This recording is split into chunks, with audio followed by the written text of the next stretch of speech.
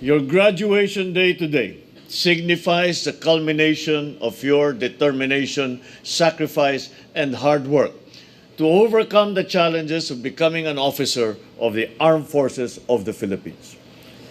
This marks the beginning of your role to ensure the defense of our nation and the safety of all Filipinos.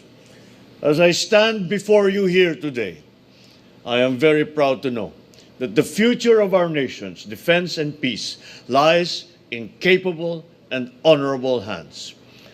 Ngunit bago natin bigyang pugay ang mga nagsitapos, kilalanin muna natin ang mga tahimik ngunit matatag na taga-suporta na laging nasa likod ng kanilang tagumpay. Sa pamilya at mahal sa buhay ng ating mga nagsipagtapos, maraming salamat sa inyong walang sawang pagmamahal at pagsusuporta sa inyong mga anak.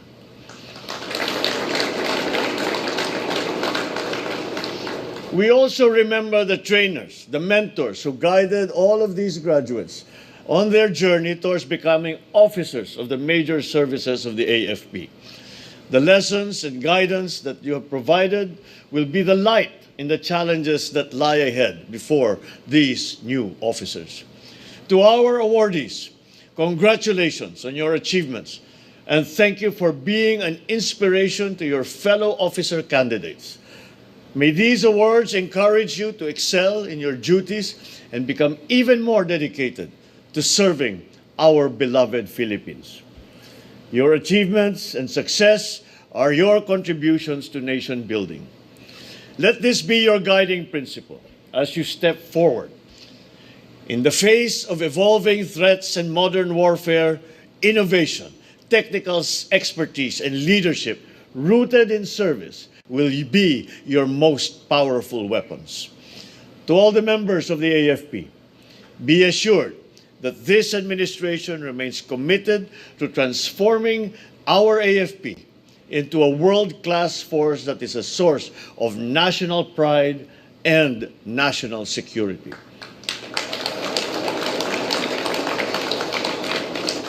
This transformation begins with investing in our people, in their talents, the specialists, the leaders who will bridge the gap between tradition and innovation.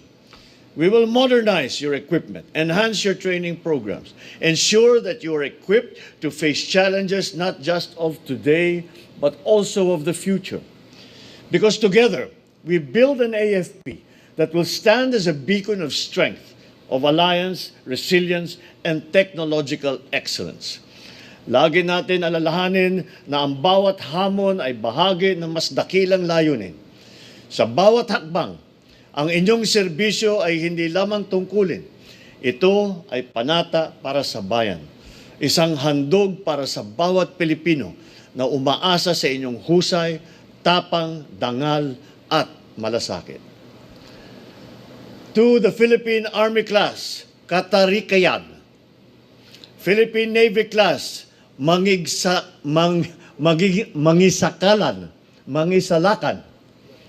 Ang pahirap ng pahirap makahanap ng class dahil naunahan na kayong lahat.